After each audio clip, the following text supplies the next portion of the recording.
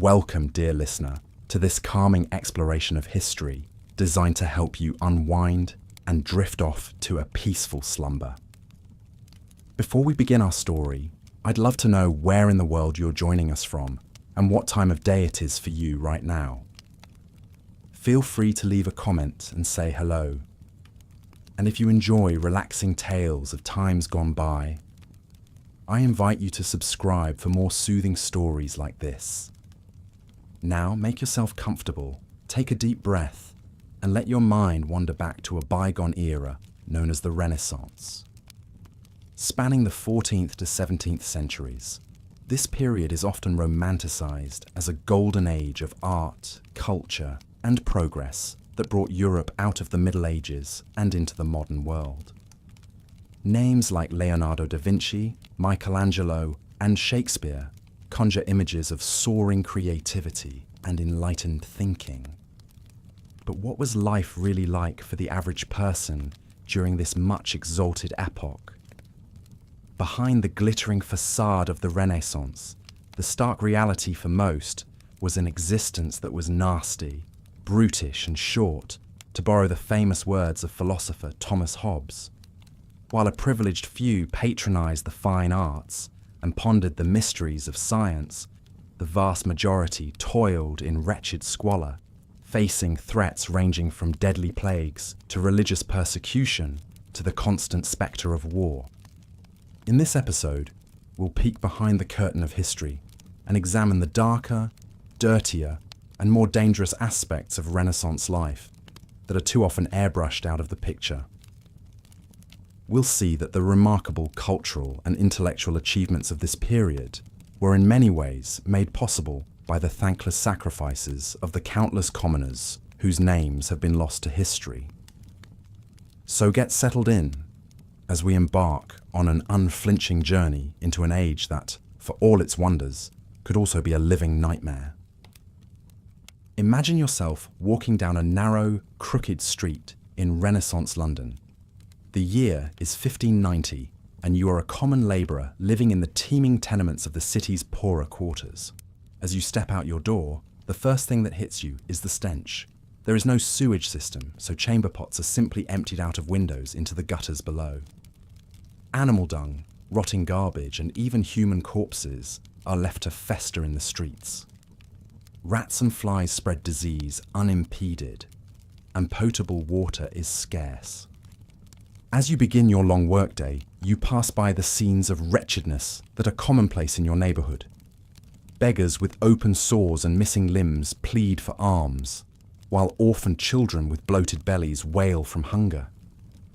You avert your eyes and hurry along, knowing that their fate could easily be your own if injury or illness prevented you from earning your daily bread. For the poor, there is no social safety net, and even a minor misfortune can lead to utter destitution.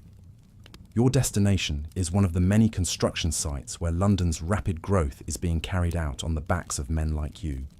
The hours are long, the labour is backbreaking, and the pay is a pittance. Hauling heavy loads of bricks and mortar, you feel a twinge in your abdomen and realise that you're developing a hernia from the constant strain. You know that if it worsens, you could be incapacitated and cast out on the street with no means of support. As the sun rises higher, the heat becomes oppressive, and you long for a drink of clean water.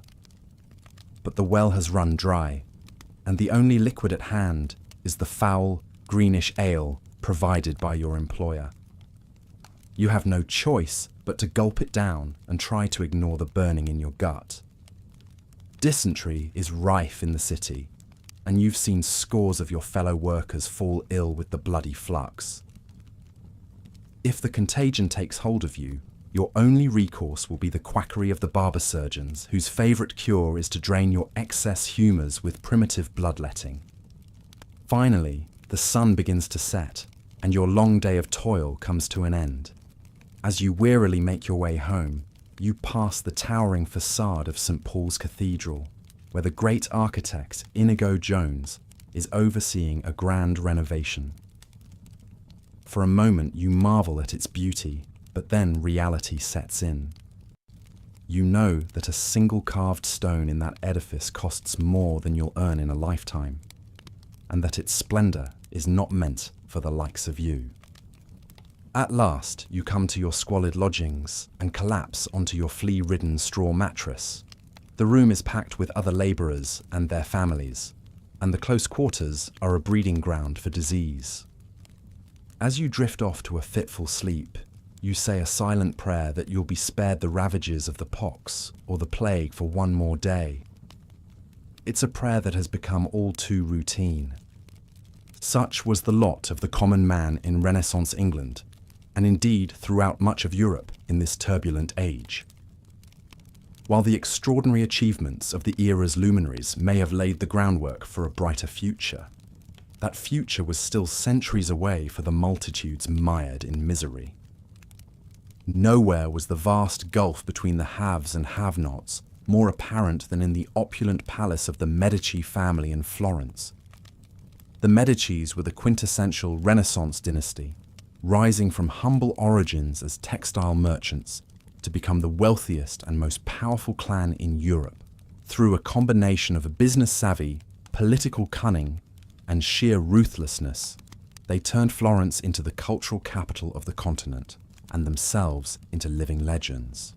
But the true source of the Medici's fabulous riches was not their patronage of the arts or their mastery of statecraft. It was quite simply the exploitation of the masses. The family's fortune was built on the back of the Florentine wool trade, which employed thousands of low-paid workers in crowded, dangerous factories. The Medicis also profited handsomely from the high taxes and rents they extracted from the city's impoverished underclass. While the likes of Cosimo and Lorenzo de' Medici basked in the splendor of their villas and gardens, adorning themselves with silks and jewels, and surrounding themselves with the greatest artists and thinkers of the age, the average Florentine struggled just to keep a roof over their head and food on the table. The lavish banquets and balls thrown by the Medicis, where guests dined on exotic delicacies and danced to the music of world-class orchestras, stood in stark contrast to the meagre rations and grinding labor that were the lot of the common folk. One telling example of the Medici's excess came in 1471, when Lorenzo the Magnificent held a jousting tournament to celebrate his marriage. The event was a dazzling spectacle of wealth and pageantry, with richly caparisoned horses, glittering armor, and a who's who of Italian nobility in attendance. But the real jaw-dropper was the prize Lorenzo offered to the winner, a statue of Mars crafted by none other than Andrea del Verrocchio, the master sculptor who had trained the young Leonardo da Vinci. The fact that Lorenzo could so casually give away a priceless work of art as a tournament trinket speaks volumes about the vast chasm between the Renaissance elite and everyone else. For the Medicis and their ilk, art was little more than a status symbol, a way to flaunt their wealth and sophistication. But for the artisans and craftsmen who actually created these masterpieces, art was a means of putting food on the table. The idea that a sculpture they had poured their heart and soul into could be so blithely discarded by a bored aristocrat must have been galling. But the Medici's callousness towards the lower classes extended far beyond their artistic pretensions. In 1478, the family was targeted by the Pazzi conspiracy, a plot by rival bankers to assassinate Lorenzo and his brother Giuliano. The conspirators struck during Easter Mass at the cathedral, stabbing Giuliano to death, but only wounding Lorenzo. In the aftermath, the enraged Medicis unleashed a reign of terror on the city, executing or exiling hundreds of their enemies and consolidating their grip on power. For the average Florentine, caught in the crossfire of this vicious feud, the message was clear. In the cutthroat world of Renaissance politics, their lives were utterly expendable. The great game of power played by the Medicis and their rivals was a deadly serious business, and woe betide anyone who got in the way. So while we may marvel at the artistic and intellectual ferment of Renaissance Florence, it's important to remember that this golden age was built on a foundation of exploitation and indifference to human suffering. The soaring beauty of the Duomo and the Palazzo Vecchio, the breathtaking canvases of Botticelli and Michelangelo, the revolutionary ideas of Galileo and Machiavelli, all of these wonders were made possible by the backbreaking labour and destitution of the faceless masses. As we continue our journey through the dark underbelly of the Renaissance, we turn our attention to one of the most feared and reviled groups of the era, the mercenaries. These professional soldiers of fortune were a ubiquitous presence in the patchwork of city-states and principalities that made up Italy and much of Europe, offering their services to the highest bidder and switching sides at the drop of a hat. For the rulers and elites who employed them, mercenaries were a necessary evil, a way to project power and defend their interests without the expense and hassle of maintaining a standing army. But for the common people, mercenaries were a scourge, a horde of heavily armed thugs who roamed the countryside, pillaging and plundering at will. One of the most notorious mercenary captains of the Renaissance was a man named Francesco Busoni da Carmagnola. Born into poverty in the Piedmont region of Italy, Carmagnola rose through the ranks of the condottieri, mercenary companies, by dint of his cunning and brutality. He fought for a succession of masters, including the Visconti Dukes of Milan and the Republic of Venice, amassing a huge fortune along the way. But Carmagnola's loyalty was always for sale to the highest bidder, and in 1426 he betrayed his Venetian employers by defecting to their enemy, the Duke of Milan. For the next 5 years, he led Milanese armies in a series of devastating raids on Venetian territory, burning crops, looting villages, and leaving a trail of misery in his wake. The impact of Carmagnola's depredations on the ordinary people caught in the middle was incalculable. Farmers saw their livelihoods go up in smoke as their fields were torched and their livestock slaughtered. Artisans and labourers were press-ganged into building fortifications and supplying the mercenary horde. Women and children were subjected to unspeakable atrocities at the hands of the rampaging soldiers. And yet, despite the havoc he wreaked, Carmagnola was hailed as a hero by the Milanese, who showered him with honours and wealth. His treachery against Venice was seen as a masterstroke of realpolitik, a triumph of Machiavellian cunning over naive idealism. It was a stark reminder that, in the dog-eat-dog world of Renaissance Italy, might made right and the ends always justified the means. But Carmagnola's luck finally ran out in 1432, when he again switched sides and led a Venetian army against his former Milanese masters. This time, however, he was outfoxed and outfought by the Duke of Milan's generals, and his army was routed. Carmagnola himself was captured and hauled back to Venice in chains. There, in a show trial that was a mockery of justice, he was convicted of treason and sentenced to death.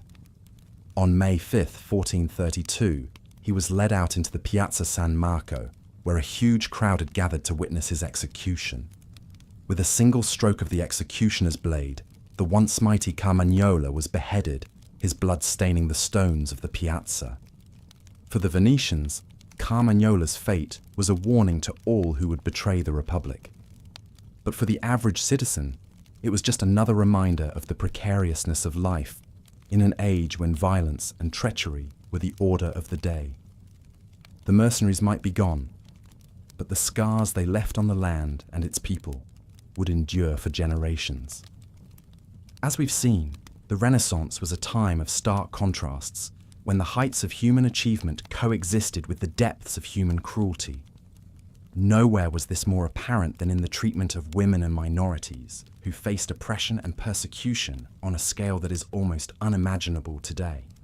For women, the Renaissance was a particularly bleak time. Viewed as little more than the property of their fathers or husbands, they had few legal rights and were expected to conform to strict social and sexual mores. Even among the upper classes, women were often treated as pawns in political and dynastic games, married off to cement alliances or consolidate power. One woman who experienced the full force of this patriarchal oppression was Beatrice Cenci, a young Roman noblewoman who lived in the late 16th century. Born into a wealthy and powerful family, Beatrice was subjected to unspeakable abuse at the hands of her father, Francesco Cenci, a notorious libertine and sadist. According to contemporary accounts, Francesco regularly beat and raped his daughter, as well as his second wife and his other children. He was also rumoured to have murdered several servants and tenants who had crossed him. Despite his heinous crimes, however, Francesco was protected by his wealth and connections and seemed untouchable. Desperate to escape her father's clutches, Beatrice and her stepmother hatched a plot to have him assassinated. In 1598, they hired a group of hitmen who ambushed Francesco at his castle in Petrella Salto and bludgeoned him to death. But their scheme quickly unravelled, and Beatrice and her accomplices were arrested and brought back to Rome to face trial. In a shocking twist, the judges in the case decided to make an example of Beatrice, despite the overwhelming evidence of her father's depravity. Found guilty of patricide, she was sentenced to death, along with her stepmother and brothers. On September 11th, 1599, the 22-year-old Beatrice was led out to the scaffold in the Piazza del Popolo and beheaded before a huge crowd. Beatrice's story became a cause célèbre in Italy and beyond, inspiring countless works of art and literature over the centuries. For many, she was a symbol of the injustice and oppression faced by women in a society that valued them only as property and breeding stock. Her tragic fate was a reminder that, no matter how wealthy or well-connected a woman might be, she was still ultimately at the mercy of the men who controlled her life. But if the plight of women in the Renaissance was dire, that of religious and ethnic minorities was even worse. Across Europe, Jews, Muslims, and other non-Christian groups faced persecution, expulsion, and even extermination at the hands of the Catholic Church and its secular allies. One of the most notorious examples of this was the Spanish Inquisition, a campaign of terror launched by King Ferdinand and Queen Isabella in 1478 to root out heresy and enforce religious conformity. Over the next 3 centuries, the Inquisition would torture, imprison, and execute tens of thousands of people, many of them Jews and Muslims who had been forcibly converted to Christianity. One of the Inquisition's most famous victims was a man named Luis de Carvajal, a converso, converted Jew, from a prominent New Christian family in Mexico City. Born in 1566, Luis was raised as a Catholic but secretly practiced Judaism, a crime punishable by death under Spanish law. In 1589, Luis and his family were denounced to the Inquisition by a disgruntled servant. Arrested and thrown into prison, they were subjected to brutal torture and interrogation in an effort to make them confess their heresy. Luis initially held out, but after months of suffering, he finally broke and admitted to being a practicing Jew. As punishment for his crimes, Luis was sentenced to be burned at the stake. On December 8, 1596, he was led out to the Plaza Mayor in Mexico City, where a huge crowd had gathered to watch his execution.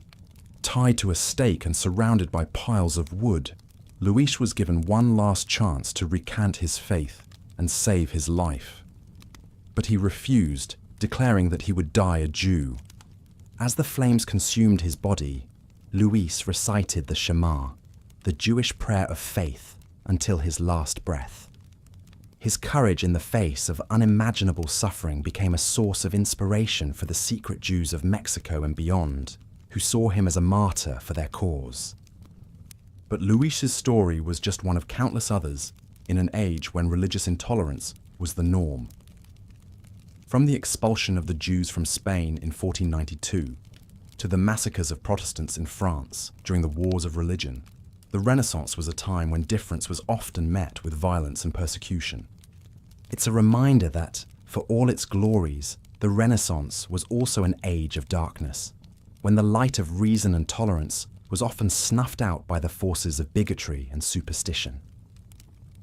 As we look back on this complex and contradictory era, It's important to remember the untold stories of those who suffered and died in the shadows of history. For most people living during the Renaissance, life was a constant struggle against disease, hunger, and violence, without the benefit of modern medicine or sanitation even. The terrible sanitation conditions of Renaissance cities made disease outbreaks an ever-present danger. Imagine the putrid stench that would have assaulted your nostrils while walking down a typical street. Chamber pots and human waste were routinely emptied out of windows, splattering into the narrow alleys below. Animal carcasses, rotting kitchen scraps, and all manner of refuse littered the streets and open gutters. Swarms of flies buzzed incessantly around the piles of filth. The hot summer sun only intensified the fetid odours. To make matters worse, clean water was hard to come by.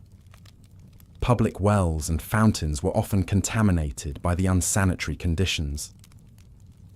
Cholera, dysentery, and other waterborne diseases stalked the populace. Even the wealthy weren't immune. The famous composer Wolfgang Mozart likely died of a bacterial infection caused by impure water or spoiled meat. Let's follow a day in the life of Will, a common labourer in London in the 1500s, to see how he navigated this fetid urban landscape. Will awakens before dawn in the tiny, cramped room he shares with his wife and 4 children. The chamber pot in the corner is nearly overflowing from last night. He'll have to remember to empty it out the window later. Stepping out into the narrow street, the first thing that hits Will is the overpowering stench from the open sewer that runs down the centre of the lane. A mangy dog picks at a pile of rotting food scraps nearby. Will's bare feet squelch into something unpleasant, but there's no time to worry about that now. He has to get to work. He's one of the lucky ones to even have a job. As Will hurries through the twisting alleyways, he passes children playing amidst the rubbish and filth. A woman empties a basin of greasy water right into his path, but he dodges it with the nimbleness of long practice. The bells of nearby churches begin to ring, calling the pious to prayer, but Will hasn't been to church in years. No point in praying when his family is barely scraping by. Turning a corner, Will is startled by the grisly sight of a bloated corpse sprawled in the street. The man's skin is covered in weeping sores, a sure sign of the plague or maybe smallpox. Will averts his eyes and hurries past, pulling his cloak over his mouth and nose. He offers a silent prayer that the sickness doesn't find its way to his own door. Finally, Will arrives at the workshop where he's currently employed. The master craftsman barely acknowledges him, just jerks his head towards the day's work that needs doing. Will is used to this kind of treatment. He picks up his tools with a sigh. His hands are rough and calloused, his fingernails black with grime. Just another day of toil awaits. In the back of his mind, Will can't shake the memory of that diseased corpse in the street. He knows that could easily be his own fate someday. But for now, all he can do is focus on the task at hand and hope that he and his family can stay healthy. Life is precarious enough already in the crowded, filthy city, without the constant spectre of disease stalking the streets. Such was the lot of the common man in Renaissance London, surrounded by squalor, toiling in obscurity, always just one outbreak away from disaster. The glittering palaces and grand cathedrals might as well have been on another planet for all the good they did him. Will's story was all too typical of the vast majority of city dwellers at the time. But at least Will had a job, meagre as it might be. For many, grinding poverty was an inescapable reality. The Renaissance economy overwhelmingly favoured a small cadre of wealthy elites, while most of the population barely scraped by. Nowhere was this gaping inequality more apparent than in the Italian city-states, especially Florence. Wealthy banking families like the Medici wielded immense political and economic power. They built lavish palaces, commissioned grand works of art, and threw sumptuous feasts to impress their rivals. But for the struggling masses, life was very different. Unskilled labourers, servants and peasants worked from sunup to sundown for meagre wages. Many were lucky to have a single set of tattered clothes and a thin pallet to sleep on at night. Meat was a rare luxury. A loaf of coarse bread and some watered-down ale or wine often had to suffice for sustenance. One of the most powerful banking families of Renaissance Italy was the mighty House of Medici in Florence. Rising from humble beginnings, the Medici built a vast financial empire through shrewd loans to the nobility and the church. With this wealth, they essentially ruled the city from behind the scenes, using a combination of strategic marriages, bribes, and strong-arm tactics. Under the leadership of savvy patriarchs like Cosimo de' Medici and his grandson Lorenzo the Magnificent, the family's power reached its zenith in the 15th century. They controlled the government, church, and guilds of Florence with an iron grip. Medici palaces glittered with priceless treasures, while lavish banquets and pageants dazzled the populace.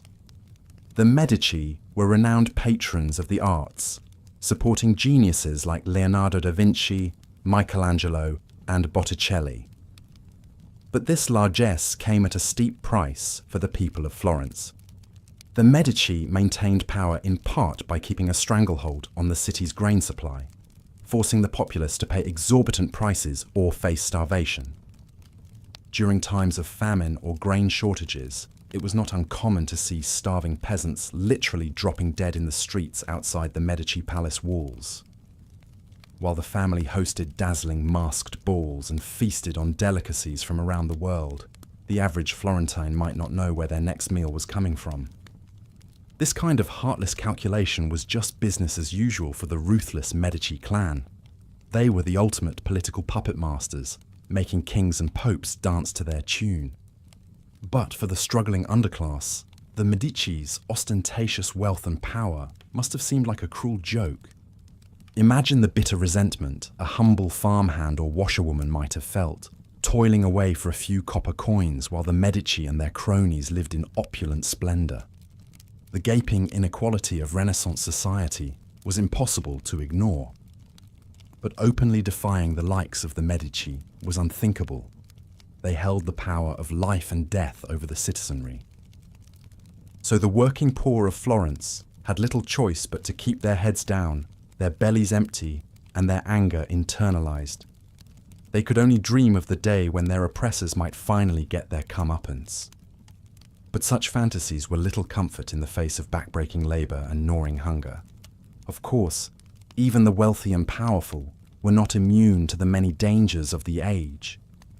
Disease, violence, and political instability were constant spectres stalking the Renaissance world, ready to cut even the mightiest low without warning. The Italian city-states were a tumultuous patchwork of rival powers, constantly vying for dominance through warfare, espionage, and assassination. One of the most shocking examples was the overthrow of Duke Ludovico Sforza of Milan in 1499. Ludovico had been the de facto ruler of Milan for years, known as a cunning political operator and generous patron of the great Leonardo da Vinci. He earned the nickname Il Moro, the Moor, for his swarthy complexion. But Ludovico's ambitions and web of alliances eventually proved his undoing. Threatened by Ludovico's growing power, King Louis XII of France invaded Italy, determined to seize Milan for himself. After a series of disastrous military defeats, Ludovico's own mercenary army turned on him. The desperate duke disguised himself as a Swiss guard and attempted to flee the city. But he was captured, betrayed by the very men he had hired to protect him. The once mighty Ludovico was hauled back to Milan in chains and paraded before the jeering crowds. He was then exiled to France, where he would languish as a prisoner for the rest of his life. The great patron, the shrewd gamesman, the feared and respected lord, all reduced to a pitiful captive, robbed of everything he had schemed so hard to gain. It must have been a shocking fall from grace for a man who once held sway over the glittering court of Milan. but it was just another reminder of how quickly fortunes could reverse in the cutthroat world of Renaissance politics.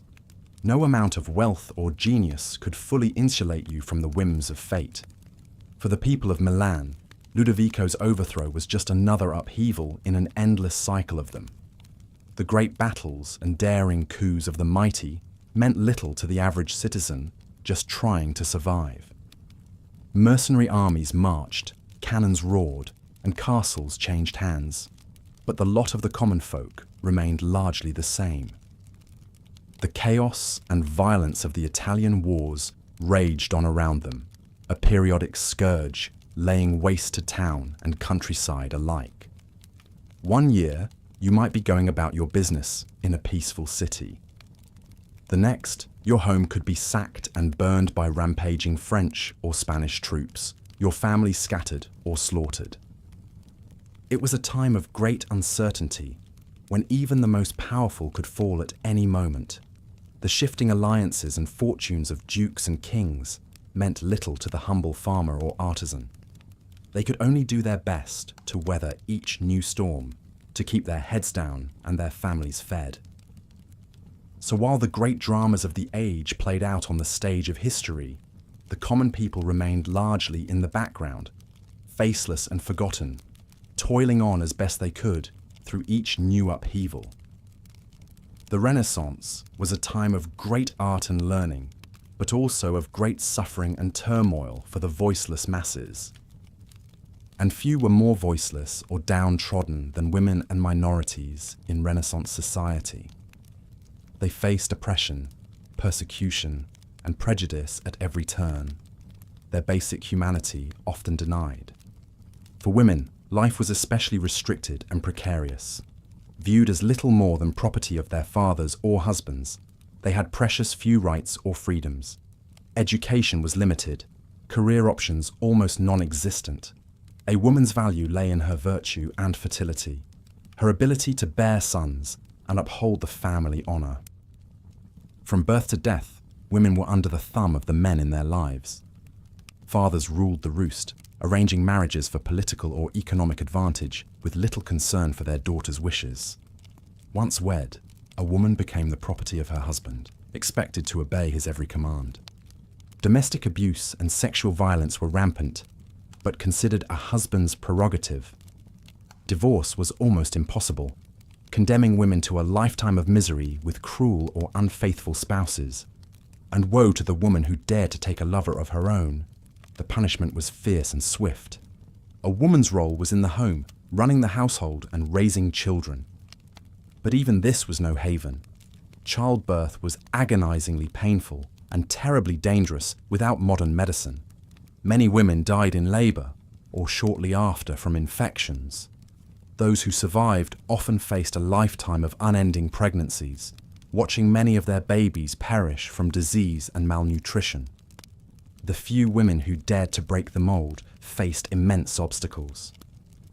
The brilliant scholar Cassandra Fedele fought for her education in a society that believed women were incapable of higher learning. The great artist Sofonisba Anguissola had to battle every step of the way for recognition in the male-dominated art world. But for the vast majority of women, even these limited freedoms were out of reach. They remained cloistered and shackled, their dreams and ambitions throttled by the rigid confines of their society. It's hard to fathom the depths of frustration, despair, and sheer boredom that must have plagued so many half-lives, forever stunted. And yet, women found what small ways they could to assert their humanity in a world stacked against them. They formed deep bonds with each other, found solace in religion and charitable works. Some, like the great poet Vittoria Colonna, managed to make their voices heard against all odds. But they were the rare exceptions. For most women, the Renaissance was a gilded cage, a suffocating existence of unending drudgery and forced silence. Their pain and struggles were simply a fact of life, as unremarkable as the turning of the seasons. Half the human race, forever consigned to the shadows. and they were hardly alone in their plight. The Renaissance world was viciously intolerant of anyone who didn't fit the narrow mold of Christian orthodoxy. Jews, Muslims, and other religious minorities faced constant threat of persecution, expulsion, or worse. The Jewish community was especially vulnerable, subject to all manner of restrictions and abuses. Banned from most professions, many were forced into the precarious role of moneylenders, which only fueled anti-Semitic stereotypes and resentment.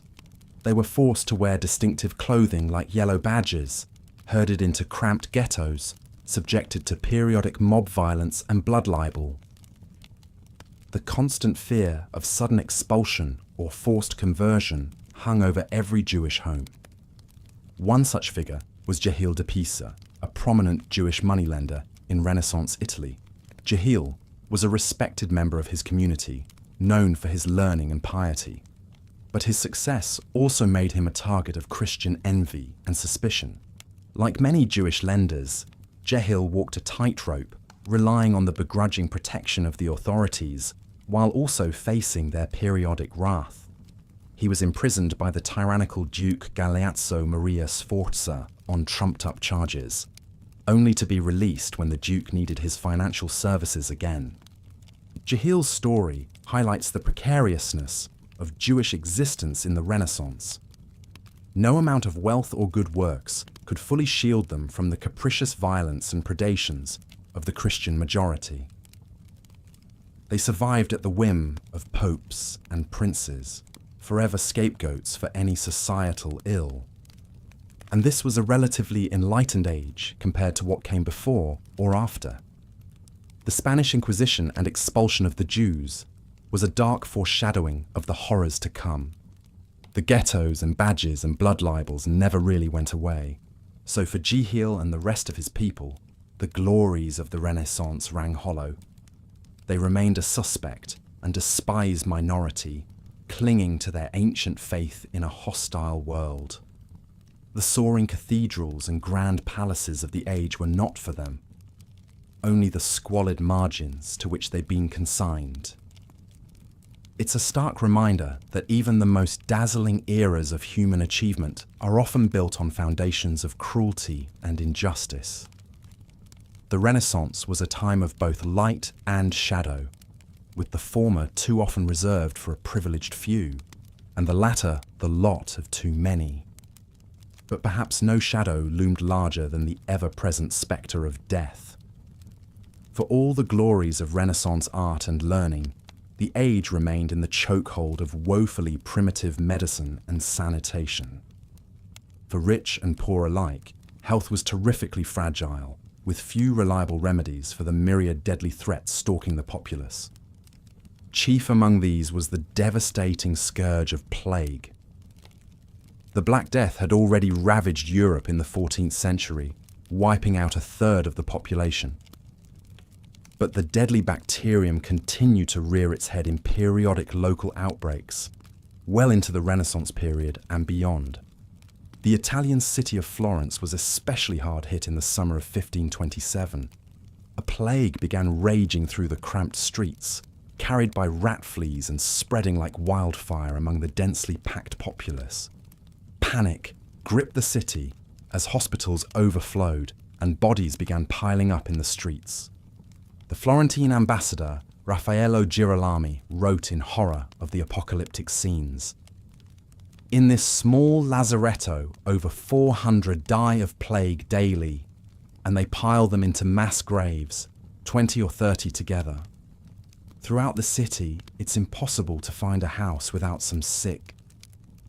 I have seen children still suckling their dead mother's breast. The particular cruelty of Renaissance plagues was that people still had no concept of how they spread or how to contain them. Desperate patients subjected themselves to all manner of gruesome and useless cures, like mercury rubs, boil lancing, and bloodletting. Many simply resigned themselves to their fate. The wealthy did their best to flee stricken cities, but even they could not fully escape the ravages of plague. The disease respected no social class boundaries. A Medici or Borgia was just as vulnerable as a humble artisan once the telltale buboes began to swell in the armpits and groin. And this was just one of many deadly ailments stalking the Renaissance populace. Smallpox, syphilis, tuberculosis, dysentery, all carved great swaths through the population with terrifying regularity. Infant mortality was heartbreakingly high, with a third to half of all children dying before the age of 5. Even for those who escaped the ravages of disease, life was a fragile proposition. Malnutrition left people vulnerable to a host of illnesses. Sanitation was almost non-existent, with open sewers and contaminated water spreading pestilence. Workplace accidents, crime and violence snuffed out lives abruptly and senselessly. And for women, the dangers of childbirth loomed especially large. Without modern obstetrics, even a seemingly uncomplicated pregnancy could quickly turn deadly for both mother and child. Ah yes, the Inquisition, yet another charming aspect of life during the supposedly enlightened Renaissance. While great artists were painting Madonnas and cherubs, the Spanish Inquisition was hard at work, purging the land of heretics, infidels, and anyone else who ran afoul of the Catholic Church's rigid dogma. Founded in 1478 by King Ferdinand II of Aragon and Queen Isabella I of Castile, the Inquisition began as a way to root out heresy among Spain's Jewish and Muslim converts to Christianity. Many of these conversos fell under suspicion for continuing to practice their old faiths in secret. As time went on, the Inquisition expanded its targets to include Protestants, witches, bigamists, blasphemers, and basically anyone who looked at a bishop funny. The Inquisition was essentially the Renaissance world's thought police. A massive bureaucracy sprang up to investigate accusations of heresy, haul suspects before a tribunal, and mete out punishments to the guilty. And by punishments, we mean torture. Lots and lots of torture. Those unlucky souls who found themselves locked in the Inquisition's dungeons could look forward to being stretched on the rack, hung by their wrists, or having their feet slowly roasted over a fire until they confessed. Because obviously a confession obtained under torture is completely reliable, right? The lucky ones got off with a few lashes or a stint in prison. The not-so-lucky were sentenced to burn at the stake in public autos da fe, festive celebrations of pious sadism that the whole town turned out to watch. It's estimated that the Spanish Inquisition alone prosecuted around 150,000 people and executed about 5,000 over the course of its nearly 350-year reign of terror. But the Spanish were by no means the only ones getting in on the Inquisition action. Local inquisitions popped up in Portugal, Italy, France, and pretty much anywhere the Catholic Church held sway. Even the relatively progressive Venice had its own inquisition to sniff out heretical influence from those perfidious Protestants. Truly, no Renaissance city was complete without a crack squad of theological enforcers to keep the rabble in line.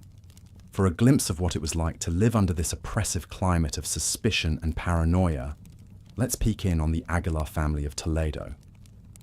Diego Aguilar was a successful spice merchant and a converso whose Jewish ancestors had reluctantly converted during the mass expulsions of 1492. Diego did his best to play the part of a good Christian, attending Mass regularly and even serving on the parish council. But privately, he clung to his Jewish identity, teaching his children Hebrew prayers and secretly observing Shabbat and kosher dietary laws. All it took was one disgruntled servant to bring the Aguilar's world crashing down. The maid, bitter over being fired, denounced the entire family to the local inquisitor, claiming she had seen them engaged in Jewish rituals behind closed doors.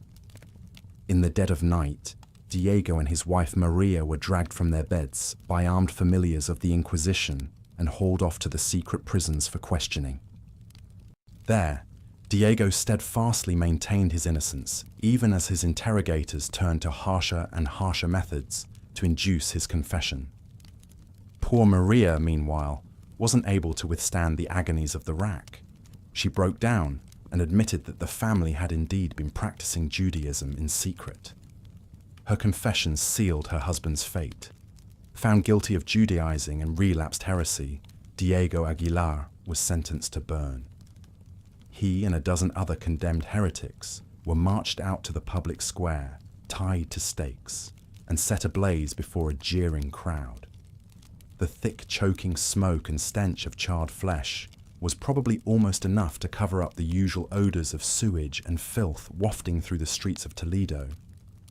As for Maria, her coerced confession saved her from the stake, but she was forced to endure the shame of a public auto da fe, wearing the penitent's San Benito, and spent the next 7 years wasting away in the Inquisition's prisons. The family's property was seized and their children farmed out to good Christian households to be raised properly in the faith. The Aguilar's tragedy was all too common in Spain and beyond throughout the duration of the Inquisition. Piety and orthodoxy were the order of the day, and the Inquisition made sure everyone knew that the wages of heresy was death.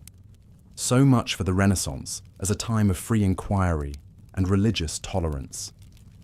I guess no historical age can be all humanism and enlightenment. There's always going to be some fire and brimstone mixed in there somewhere. While the Inquisition was originally intended to police the beliefs of converts and so-called new Christians, it eventually spread its net far wider, seeing enemies of the faith around every corner.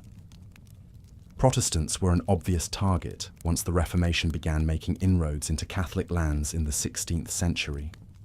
In Spain, sympathy for the Protestant cause could earn you a burning, as the imperial Habsburg rulers sought to keep Luther's heresy from contaminating their subjects' souls. Likewise, John Calvin's Reformed theology became a capital crime. Even in the more religiously fractured lands of the Holy Roman Empire, the Inquisition reared its head in pockets where Catholicism still reigned. Clandestine Protestant cells were rooted out and suppressed with extreme prejudice. You can almost imagine Monty Python's Inquisition bursting onto the scene. Nobody expects the Protestant Reformation.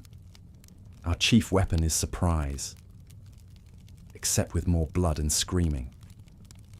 But perhaps the most notorious excess of Europe's collective Inquisition fever was the witch hunts that raged in the 16th and 17th centuries. Now, the Inquisition didn't really take witchcraft all that seriously at first. Sure, it was technically heresy, but it ranked pretty low on the Inquisitors' list of priorities. That is, until the publication of the Malleus Maleficarum, or Hammer of Witches, in 1487. Written by a German churchman named Heinrich Kramer, this infamous text whipped up a moral panic by arguing that witchcraft was a very real and present danger that required immediate eradication. He claimed that witches gained their malevolent powers by making pacts with Satan and cavorting with demons at their vile Sabbath orgies. What's more, Kramer had some pretty spicy ideas about gender. He argued that women were highly susceptible to the devil's influence due to their moral and intellectual inferiority. Ouch. With these kinds of ideas floating around, it's no surprise that an estimated 80% of the unfortunate souls prosecuted for witchcraft were women. Accusations of witchcraft became a convenient way to get rid of troublesome neighbors, unpopular local figures, and anyone who was a bit too odd for the community's liking. Got a wart on your nose? Enjoy keeping cats around? Have a habit of muttering to yourself? Watch out, or you just might get denounced as a bride of Satan. The lucky ones managed to endure a few rounds of torture and then convince their interrogators of their innocence. The rest ended up hanged, beheaded, or burned as unrepentant servants of the devil. All told, it's estimated that the Inquisition oversaw the prosecution of some 100,000 alleged witches over the 16th and 17th centuries, of whom perhaps 60,000 were executed. Not exactly enlightened jurisprudence, but that's inquisitorial justice for you. Lest you think all this was just the result of a few fanatical clerics, the Inquisition had the full weight of secular authorities behind it as well. The auto da fe of witches and heretics was a social event attended by everyone from the local peasantry to the high and mighty of the land. When the first major witch trials were held in the Spanish Basque country in 1610, King Philip III himself made the journey to watch the convicted witches burn. Nothing like the smell of roasting sorceresses to add a bit of zest to the royal progress. Of course, the excesses of the witch hunts eventually became too much for even the most ardent inquisitors to stomach. In 1631, the same Philip III's son Philip IV finally reigned in the Inquisition, ordering that relapsed heretics could no longer be burned without direct royal approval. It was a small step, but it marked the beginning of the end for the Inquisition's most egregious brutalities. Still, the damage had been done.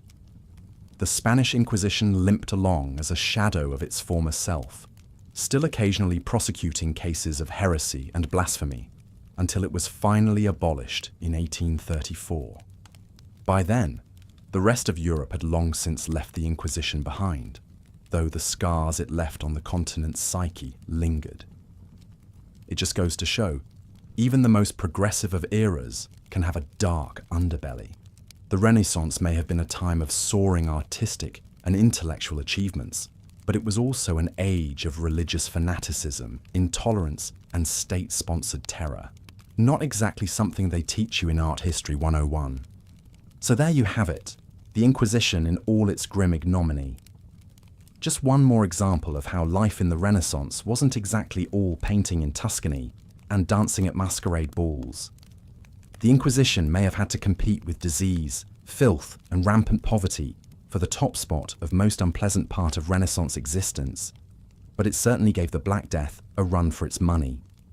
All those Renaissance philosophers yammering on about human dignity clearly forgot to CC the Inquisition on that particular memo. Of course, having your feet roasted and getting burned as a witch was still probably preferable to attending a 4-hour humanist symposium on Neoplatonic interpretations of Cicero, but only just barely. I kid. In all seriousness, though, the Inquisition stands as a sobering reminder of the human capacity for cruelty and intolerance, even in the midst of a flowering of culture and progress. It's a side of the Renaissance that often gets left out of the picture books and Assassin's Creed games. But hey, we're not here to start our day off with a big bummeroo history lesson. We're here to drift off into a peaceful, ignorance is bliss slumber. So let's leave the Inquisition and all its attendant unpleasantries behind us and move on to less torturous topics, like, say, the rampant xenophobia and slave trade of Renaissance Europe. That ought to be just the thing to lull you off to dreamland. But we'll save that particular bedtime story for another night. Sweet dreams. As we've seen, beneath the glimmering surface of Renaissance art and culture, there often lurked a dark underbelly of oppression, persecution, and inequality. The flowery poetry and soaring cathedral spires tended to be reserved for society's upper echelons, while the huddled masses scraped by in squalor. But perhaps no institution embodied this disconnect more starkly than the notorious Spanish Inquisition. While the great Italian masters were painting Madonnas and Greek myths, the Inquisition was ruthlessly hunting down Jews, Muslims, and unorthodox Christians under the guise of religious purity. Imagine for a moment you are a Jew living in Madrid in the late 15th century.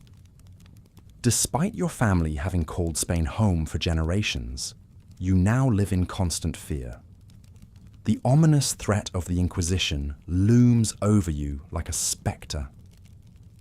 You've heard the whispered stories. Friends and neighbours dragged from their homes, imprisoned, tortured, burned at the stake, all for the supposed crime of heresy.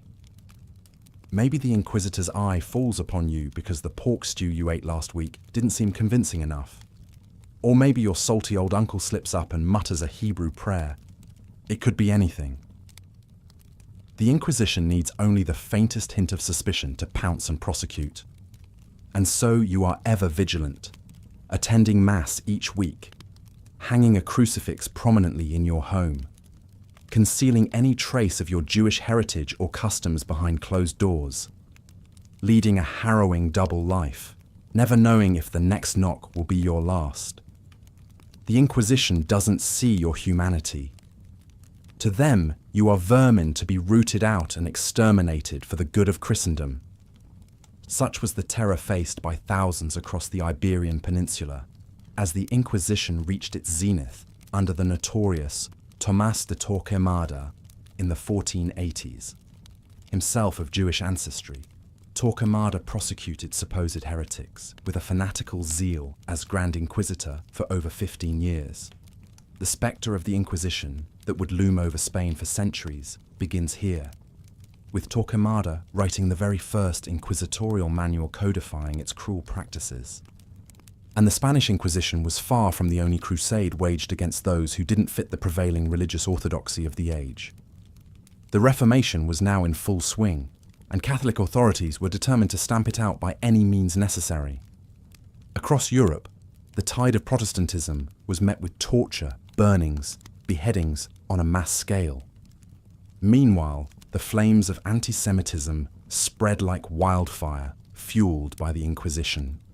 In 1492, the same year Columbus sailed the ocean blue, Ferdinand and Isabella gave Spain's Jews a stark choice: convert or face expulsion. Thousands were forced to flee their ancestral homeland, an exodus born of intolerance, mirroring the pogroms and persecutions inflicted on Jews time and again throughout Renaissance Europe. And of course, we cannot overlook the cruel madness of the witch trials that swept through the continent in the 16th and 17th centuries. Countless women, and more than a few men, were accused of witchcraft on the flimsiest of pretexts. Superstition, misogyny, and mass hysteria created a perfect storm that consumed between 40,000 to 60,000 victims. Most were hanged, others tortured and burned alive, their only crime being powerless and different in a society primed to fear them. Take the story of Ursula Kemp, an Englishwoman who worked as a healer and midwife in the 1580s. When a few of her patients failed to recover, she was blamed for bewitching them. Accusations multiplied and flew as they so often did. Jealous neighbors denounced her as a witch, spinning wild tales of dark magic and consorting with demons. Poor Ursula never stood a chance against the might of church and state. She was arrested, stripped, and searched for a witch's mark. When no physical proof could be found, she was subjected to sleep deprivation and threats until she finally confessed to being a witch and a bad woman. In 1582, Ursula Kemp was hanged for a crime she did not commit, like so many other innocent women swept up in the tide of hysteria. Zoom out for a moment to consider the tragic irony at play. The Renaissance is often heralded as a triumph of humanism, a celebration of the beauty, potential, and worth inherent in every individual. An age where the supreme dignity of the human spirit reigned supreme. Tell that to Ursula Kemp as she dangles from the gallows simply for being an outsider. Tell it to the Jews and Moriscos of Spain, driven from their homes for praying to the wrong God. Tell it to anyone who fell afoul of the religious fervor and intolerance that gripped so much of Renaissance Europe. Humanism is a fine notion for the privileged few who pen epic poetry by candlelight. But it was in short supply for the marginalized souls snared by the Inquisition's cold hand. This is the Renaissance too few talk about, the one where ancient hatreds and prejudices found new outlets, where the same intellectual vibrancy that yielded sublime artworks also contorted into strict religious dogmas brutally enforced. It seems the light of human potential celebrated in the era's art and philosophy cast some very dark shadows indeed. And speaking of shadows, have you ever stopped to ponder how the average Renaissance peasant passed the long hours between sunset and sunrise? It can be hard for us to imagine, so accustomed as we are to abundant artificial lighting that banishes the night with the flick of a switch. But for much of human history, true darkness reigned over half of most people's lives. Our Renaissance forebears didn't have electricity, much less smart bulbs or three-way lamps. When night fell, it fell hard. The only feeble glimmers to be had were flickering candles, smoky rushlights, perhaps a sputtering oil lamp if you were well off. And even those extravagances were used sparingly by all but the wealthiest. Tallow candles were an expensive luxury for the average soul. You'd be lucky to burn one for an hour or two before being plunged back into shadow. So what was an humble peasant to do once their meagre light ration was exhausted? The same thing generations had always done: go to bed. Without the unnatural disruption of artificial light, most people's circadian rhythms were intimately attuned to the rising and setting of the sun. When darkness blanketed the land, they took it as a cue to retire, rising again with the cockerel's crow at dawn. But in that interval between dusk and slumber, people often whiled away an hour or two immersed in the dark. They'd stare into the dying embers of the hearth, trade stories, indulge in some evening hanky-panky. The night was a time for quiet intimacies that the harsh light of day didn't allow. Of course, darkness also held its fair share of terrors for Renaissance folks. Evil spirits and witches were thought to prowl the shadows beyond the safety of the home fires. Criminals and brigands used the cover of night for all manner of skullduggery, and the lack of illumination made even simple tasks like answering nature's call fraught with peril. Many a medieval peasant likely took a nasty tumble fumbling for the chamber pot in the dark. So the next time you switch off your bedside lamp and snuggle in for a restful 8 hours, take a moment to appreciate that simple luxury. For a Renaissance serf, the night was a far more consuming, mysterious affair. They lived half their lives in a darkness we can scarcely imagine, making their own meagre light against the void. It's a darkness that in our 24/7 world has become yet another obscure relic of a distant age. But let's step out of the shadows and into the revealing light of day to meet one of the great minds of the Renaissance, although he was not recognized as such in his lifetime. His name was Bernardino Telesio, and his story speaks volumes about the era's intellectual climate. Born to a noble family in southern Italy in 1509, Telesio was a quintessential Renaissance man. Deeply versed in the classics, he penned works of philosophy, mathematics, and poetry with equal aplomb. But his true passion lay in plumbing the secrets of the natural world. At a time when most still looked to the Bible and ancient Greeks for their science, Telesio dared to trust his own senses and observations. In his masterwork On the Nature of Things, published in 1565, Telesio laid out a shockingly modern vision. He argued that the universe was governed not by divine caprice, but by ironclad physical laws that could be sussed out through reason and experimentation. Heat and cold were the fundamental forces that shaped all of creation, from the orbits of the planets down to the humours of the body. It was a materialist worldview that left little room for God or mysticism. Such radical notions were bound to raise eyebrows in Counter-Reformation Italy. Although Telesio was a devout Catholic, his ideas reeked of heresy to the snouts of the Inquisition. As the revised edition of his magnum opus flew off the printing press in 1570, they pounced. The book was banned, the unsold copies seized and burned. Any remaining volumes had to include humiliating revisions to make them more palatable to the church. Telesio himself escaped the wrath of the Inquisition. He had friends in very high places like Pope Pius IV. But his revolutionary theories were suppressed, lost to all but a few scattered disciples. The Inquisition had made its point loud and clear. There was no room in the Renaissance for a science unshackled from religious dogma. It would be another century before the Enlightenment truly established the supremacy of empirical reason over blind faith. Bernardino Telesio was a man born out of time, a tragic prophet whose dangerous ideas were stamped out before they could truly take root. He died in 1588, his ultimate dream of a science guided solely by nature's truths, unfulfilled but unextinguished. And there you have yet another defining paradox of the Renaissance encapsulated in a single man. The rediscovery of classical knowledge was meant to enlighten and elevate the age. But when that knowledge threatened the powers that be, it was ruthlessly suppressed by the same church that had once been the great patron of Renaissance learning. A reminder that an idea can be both ahead of its time and on the wrong side of history. For those on the margins and fringes of Renaissance society, for the Bernardino Telesios and Ursula Kemps, life wasn't just harsh and unpleasant. It could be cut brutally short for thought crimes against the status quo. The light of learning that still dazzles us from the era often casts the darkest of shadows over those who fail to stay in the lines.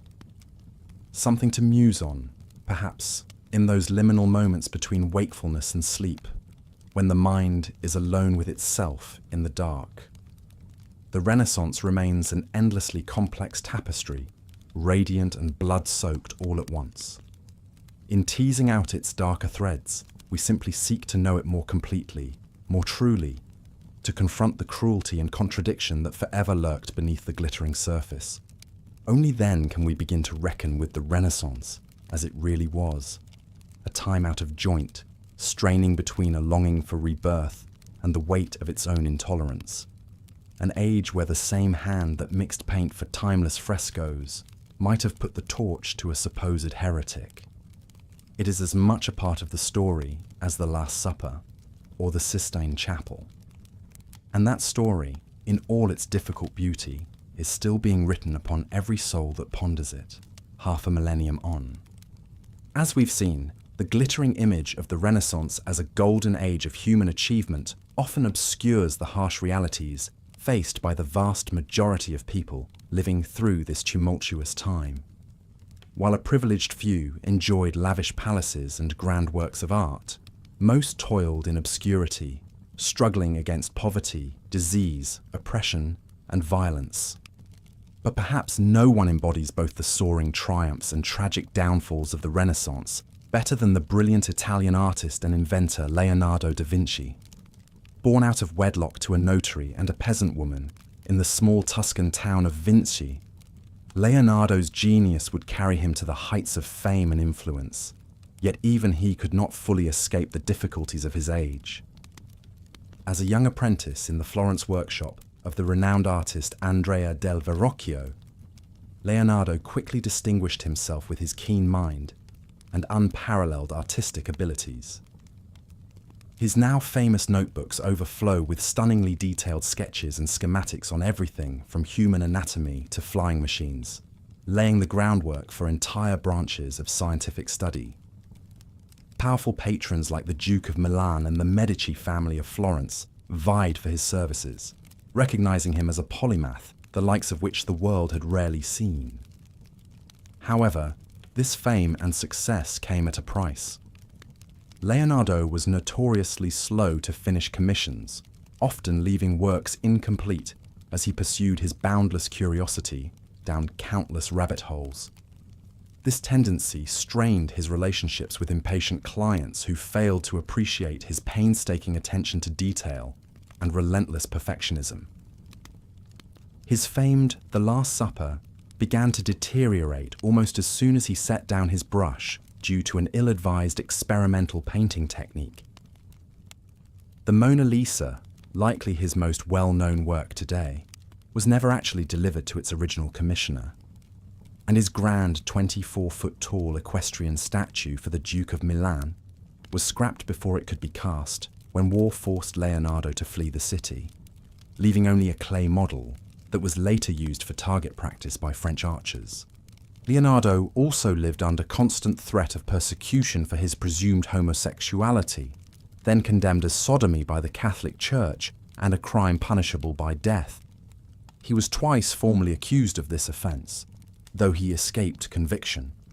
One of Leonardo's lovers, the handsome artist's model Salai, gained a reputation for his flamboyant dress and behaviour, which only increased the scandal. As the political tides of the ever-warring Italian city-states continued to turn, Leonardo found himself forced to abandon his home and workshop multiple times. leaving many of his works and writings scattered or destroyed. The ultimate Renaissance man died in France in obscurity, exiled from his beloved homeland. It would be centuries before the true scope of his visionary brilliance was recognized. The life of Leonardo da Vinci showcases the double-edged nature of fame and ambition in an age when even the most celebrated geniuses could find themselves brought low by social strictures, religious intolerance, and the capricious whims of wealthy patrons. It serves as a poignant reminder that the shining legacy of the Renaissance was built on a foundation of human struggle we ought not forget. Of course, Leonardo and his wealthy aristocratic patrons were still the lucky ones. For the average labourer, merchant or soldier, the Italian Renaissance remained defined more by back-breaking work, untreated ailments, and the constant spectre of war than by glorious works of art or groundbreaking heliocentrism. Nowhere was this clearer than on the blood-soaked battlefields crisscrossing the Italian peninsula, as the rulers of Florence, Milan, Venice, Naples, and the Papal States fought endlessly for regional power and dominance. Their wars were often prosecuted by the condottieri, mercenary warlords whose loyalty lasted only as long as the gold lining their pockets. One of the most successful condottieri captains was the canny Francesco Busoni, better known as Carmagnola. Rising from humble peasant origins, Carmagnola proved his prowess as a tactical commander in the service of the expansionist Duke Filippo Maria Visconti of Milan. His string of victories against rival cities swelled not only the Duke's territory, but also Carmagnola's own coffers and clout. However, Carmagnola's ambition would prove to be his downfall. Feeling underappreciated by Duke Visconti, he defected to Milan's great maritime rival, the Republic of Venice, taking his skills to the opposing side in the long conflict. Leading the Venetian forces to several smashing victories, Carmagnola was hailed as a hero in his new adopted city and rewarded with lands and titles. But Carmagnola had a habit of undermining his own patrons, snatching up captured cities for his own enrichment rather than turning them over to Venice. Combined with a few key military losses, this was enough for the ever-plotting Venetian Council of Ten to brand their former champion a traitor. In 1432, Carmagnola was lured back to Venice, arrested, and brutally executed between the famed columns of St. Mark's Square as a warning to others who might be tempted to cross La Serenissima. The blood-splattered parabola of Carmagnola's rise and fall showcases the cutthroat realpolitik of the Italian city-states, where today's beloved hero could become tomorrow's headless corpse. It reveals the expendability of even seemingly powerful men in an age when violence was the rule rather than the exception, and life could be snuffed out in an instant. But perhaps no one was considered more expendable in Renaissance Italy than those who found themselves condemned of heresy by the Roman Catholic Church. In an era when religious devotion was as much about political loyalty as personal faith, any deviation from orthodox doctrine could carry dire consequences. One of the most prominent victims of religious persecution during the Renaissance was the brilliant Dominican friar Giordano Bruno. Born in 1548 near Naples, Bruno took holy orders as a young man, but quickly ran afoul of his superiors for his controversial views on theology, cosmology, and philosophy. A voracious reader and freethinker, Bruno devoured ancient texts and cutting-edge Renaissance humanist scholarship with equal relish. He developed a unique worldview that blended Neoplatonic mysticism with Copernican heliocentrism, arguing for an infinite universe populated by endless worlds, a direct challenge to the Church's Aristotelian geocentric dogma. Bruno's provocative ideas made him a target of the Roman Inquisition, forcing him to flee his native Italy to avoid arrest. He spent years wandering Europe, finding temporary refuge in the more tolerant courts of France, England, and Germany. But he could not hold his tongue, continuing to write and debate his radical cosmological and philosophical notions. His fiery temper and acerbic wit didn't win him many friends either. He made enemies of powerful figures like the famed French mathematician Fabrizio Mordente, whose prized compass design Bruno mocked as inaccurate. Mordente would later testify against Bruno before the Inquisition, accusing him of plagiarism. In 1592, Bruno made the fateful decision to return to Italy under the protection of a powerful Venetian patron. But once again, his controversial views and abrasive manner brought him to the attention of the Inquisition. He was arrested and extradited to Rome to face charges of heresy. Bruno's trial lasted 7 years, during which he was repeatedly interrogated and pressured to recant his unorthodox beliefs. But he refused to back down, insisting that his ideas were compatible with Christianity and that the Church was wrong to suppress the free exchange of knowledge. In the end, Bruno's intransigence sealed his fate. In 1600, he was declared a heretic and sentenced to death. He is said to have defiantly told his accusers, "Perhaps you pronounce this sentence against me with greater fear than I receive it." Bruno was burned at the stake in the Campo de' Fiori in Rome, his ashes scattered in the Tiber River. The tragic tale of Giordano Bruno exemplifies the dangerous battle lines between faith, reason, and authority in the Renaissance era. It reveals how even the most brilliant minds could find themselves silenced and destroyed for daring to question the prevailing orthodoxy of their time. Bruno's story also highlights the often overlooked diversity of thought during the Renaissance.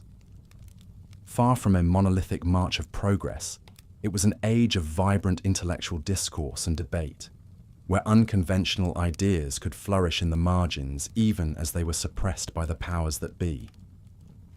These same fault lines would erupt into full-scale conflict a few decades after Bruno's death with the Protestant Reformation and the Catholic Counter-Reformation, plunging Europe into a century of religious warfare. The exuberant humanism of the Renaissance would give way to the rigid dogmatism of the Baroque as the Catholic Church reasserted its authority with a new militant zeal.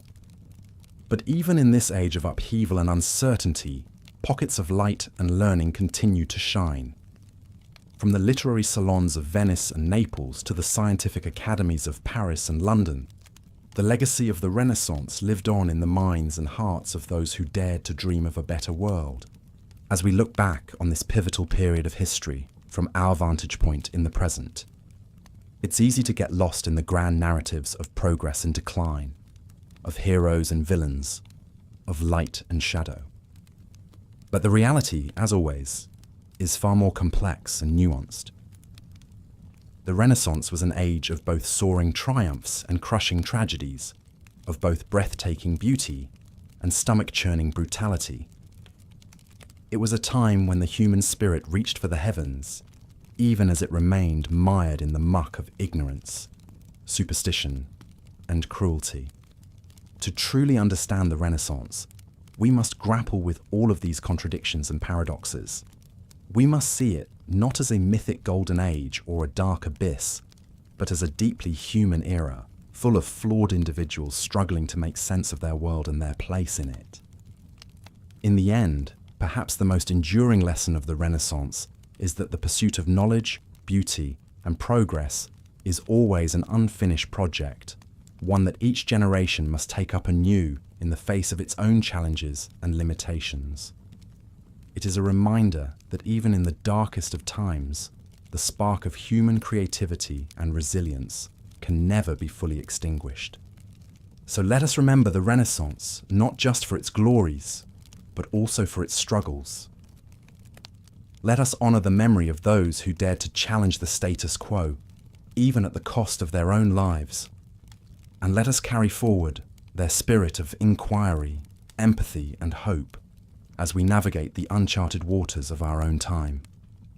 For in the end, the true legacy of the Renaissance is not the specific works of art or ideas it produced, but the enduring belief in the power of the human mind and spirit to shape our world for the better. It is a legacy that belongs to all of us, and one that we must continue to nurture and defend, even in the face of great adversity.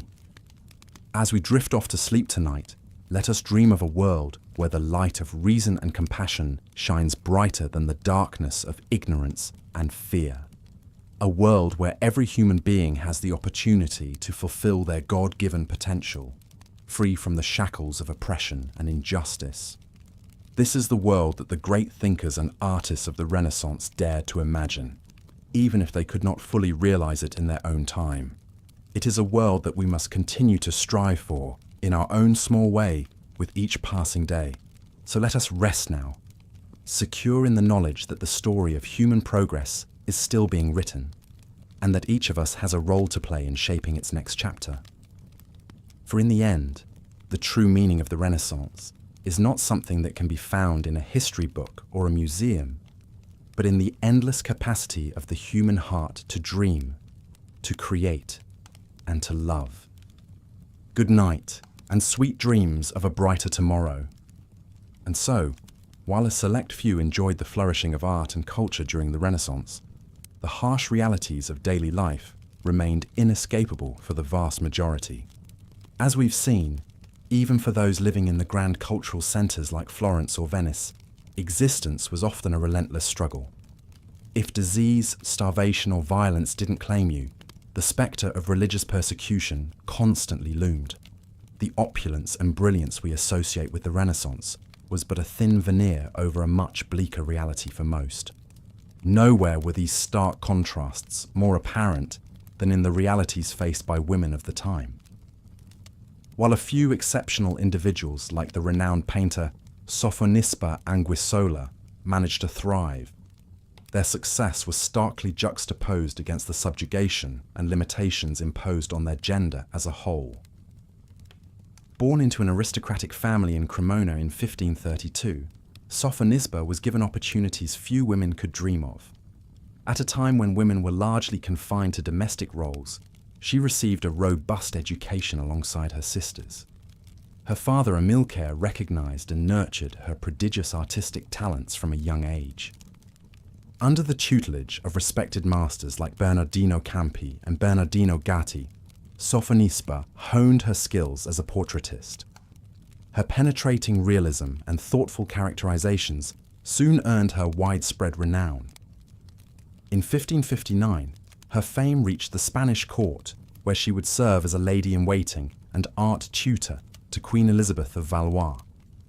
For over a decade, Sophonisba thrived in this rarefied environment, even earning the admiration of the austere King Philip II himself. Her portraits of the royal family were lauded across Europe. Most astonishing of all, she achieved this eminence while still an unmarried woman under 30, a feat vanishingly rare for the era.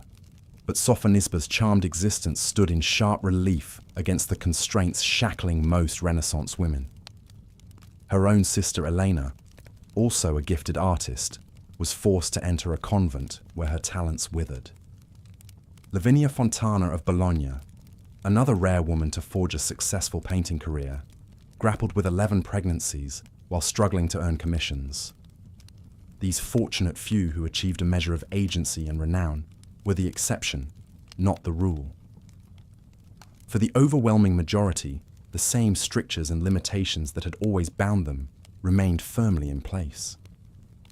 From the lowest peasant girl to the noblest lady, a woman's worth was still defined by her utility to the men who ruled over her. Her role was to serve as a subservient daughter, a dutiful wife, and a fecund mother. Any deviation from this preordained path was harshly punished. A woman was, in essence, the property of her male relatives, to be bartered and betrothed as they saw fit. Whereas a man might expect to choose his own bride, a woman had little say in whom she married or when. And once wed, her very identity was subsumed into that of her husband. As the renowned scholar Erasmus wrote, "A good wife should be the husband's best furniture, his most prized possession." The sentiment encapsulates the objectification and subjugation that defined a woman's lot, no matter her standing. Perhaps Queen Catherine de' Medici of France wielded great influence from behind the scenes, but how many nameless servant girls suffered in silence? The accomplished poet Veronica Franco may have mingled with the Venetian elite, but how many women languished illiterate and unheard? For each brilliant star who managed to shine in the firmament, countless others were snuffed out before they ever had a chance to burn. While prodigious talents like Sophonisba Anguissola served as beacons of what women could achieve given opportunity, they remained the rare lights in an otherwise stifling darkness. The advances of the Renaissance did little to alter the fundamental reality for the vast majority of women, that their fates and fortunes would be dictated by the men who held mastery over them. The lofty humanism and enlightenment for which the era is exalted offered them no egress from an age-old paradigm of oppression. So while we marvel at the masterpieces gracing gilded galleries and read the profound words of luminaries like Petrarch and Erasmus, let us not forget the unheard masses for whom the Renaissance brought no respite. Life for most remained an unrelenting trial of subjugation, squalor and suffering, regardless of whether a Michelangelo or Da Vinci wielded their brush. The glittering achievements and breakthroughs of the age were but islands rising from a roiling sea of adversity and anguish. For every Sophonisba who ascended, countless daughters of the Renaissance remained shackled in obscurity, their voices stifled and their talents squandered by the unyielding edicts of their time and station. As we reflect back on this pivotal period in history, it is crucial that we peer past the sublime beauty it bequeathed and recognize the unvarnished realities faced by most who lived through it. The true legacy of the Renaissance lies not just in the wonders it wrought, but in the struggles it failed to alleviate for the less exalted of the era. The life and legacy of Leonardo da Vinci perfectly encapsulates both the brilliance and the contradictions of the Renaissance age. Born out of wedlock to a peasant woman in 1452, Leonardo's artistic talents caught the eye of the renowned Florentine painter and sculptor Andrea del Verrocchio, who took the young prodigy on as an apprentice. It was in Verrocchio's workshop that Leonardo honed his craft and began to develop his distinctive style, blending his mastery of the human form with an almost scientific attention to detail. But while Leonardo's artistic genius was immediately recognized by his contemporaries, he initially struggled to find consistent patronage and support. He bounced between cities and noble courts, taking on commissions when he could get them, but often leaving works unfinished as he chased new opportunities or found himself at odds with his patrons. There's a famous anecdote about Leonardo's time in the court of the Duke of Milan, Ludovico Sforza. The Duke had commissioned Leonardo to create a magnificent bronze horse statue to be the largest equestrian statue in the world at the time. Leonardo threw himself into the project, making countless preparatory sketches and models. But the years dragged on, and the statue was never completed. The 80 tons of bronze that had been set aside for the statue were instead melted down to make cannons to defend the city against invasion by the French. The clay model Leonardo had built was used for target practice by French archers and destroyed. It's a testament to the political instability and warfare that could disrupt even the most ambitious artistic projects of the age. Despite these setbacks, Leonardo's fame only grew. His iconic works like The Last Supper and the Mona Lisa sealed his reputation as one of the foremost artists, not just of the Renaissance, but of all time. And of course, Leonardo's brilliance extended far beyond the canvas. He was a true Renaissance man in every sense. A painter, sculptor, inventor, engineer, scientist, and philosopher who was endlessly curious about the world around him. His notebooks are filled with astonishingly prescient designs and concepts, from flying machines to solar power to scuba gear. In many ways, Leonardo da Vinci stood apart from his age. He was a vegetarian who bought caged animals just to set them free, a habit that was considered deeply eccentric at the time. He was also likely homosexual and was arrested in 1476 with 3 other young men on charges of sodomy. While the charges were ultimately dropped, homosexuality was harshly punished in Renaissance Italy, another reminder of the social strictures and threats of violence that permeated even the most enlightened circles. Leonardo spent his final years in France as a guest of King Francis I, who provided him with a stipend and a manor house near the royal Château d'Amboise. It was a comfortable semi-retirement for the aging master, but he left many of his works and notebooks unfinished when he died in 1519. Legend has it that he breathed his last in the arms of King Francis himself, though that story is likely apocryphal. The life of Leonardo da Vinci shows us that even the towering geniuses of the Renaissance had to contend with many of the same challenges and indignities as the common rabble: inconstant patrons, societal prejudices, the spectre of war and violence looming over even the most ambitious projects. Leonardo was undoubtedly one of the brightest stars of the age, but he didn't shine in isolation. He was shaped by the times he lived in, and occasionally stymied by them despite his undeniable brilliance. As singular a figure as Leonardo was, in some ways, his experience was a microcosm of the greater sweep of the Renaissance itself, a period of astonishing creativity and achievement, but also one in which that potential was constantly checked by the harsh realities and deep injustices of the age.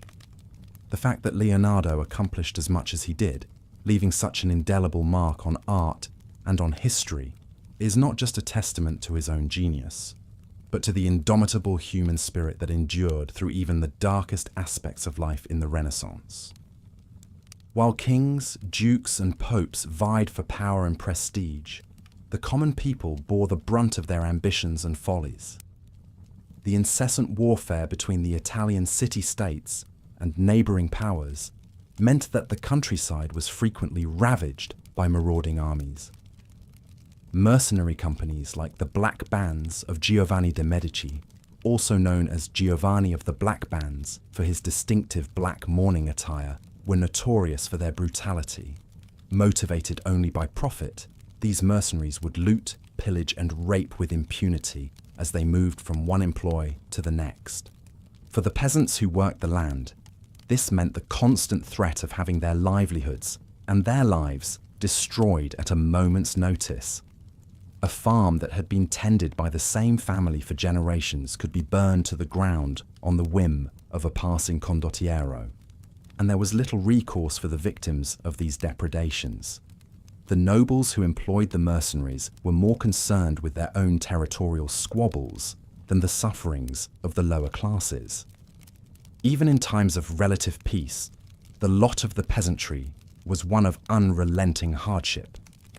The vast majority were serfs, bound to the land and to the will of their noble landlords. They were required to work the lord's fields, to give up a substantial portion of their crops in taxes and rent, and to submit to the often arbitrary justice of the manor courts. A serf could not marry, move to another village, or take up a trade without their lord's permission. It was a life of backbreaking labour, with little hope of advancement or escape. In the cities, conditions were little better for the working poor. The medieval guild system, which was still largely in place during the Renaissance, strictly controlled entry into the various trades and crafts. Apprenticeships were long, arduous, and often exploitative. An aspiring craftsman could spend years toiling under a master with little pay and no guarantee of eventual membership in the guild. And even those who did become master craftsmen often struggled to make ends meet, as they could be undercut by cheaper goods from the countryside or foreign imports. For women, the opportunities were even more limited. While noble women could wield considerable influence through their marriages and family connections, for the vast majority of women, life revolved around childcare, housework, and helping with the family trade. Girls were typically given little formal education and were often married off as teenagers to men twice their age. The dangers of childbirth meant that many women didn't survive into their 40s. Perhaps no group suffered more during the Renaissance than the Jews. While there had been periods of relative tolerance in medieval Europe, By the 15th century, anti-Semitism was on the rise. Jews were increasingly confined to ghettos, subjected to punitive taxes, and banned from most professions except moneylending, which only fueled resentment. The Spanish Inquisition, which began in 1478, made the persecution of Jews official state policy. Jews were forced to convert to Catholicism or face exile or execution. Many chose to flee, dispersing Sephardic Jewish communities across Europe and the Ottoman Empire. But even those Jews who converted, known as conversos, were never fully accepted into Christian society. They were constantly under suspicion, their sincerity always in doubt. Any hint of adherence to Jewish customs or rituals could lead to an investigation by the Inquisition, with torture and death the potential consequences. The story of the Carvajal family is a poignant example of the impossible position many conversos found themselves in. Luis de Carvajal was a converso who rose to prominence as a royal official in Spain and then Mexico. But his family secretly maintained their Jewish faith, observing the Sabbath and holidays behind closed doors.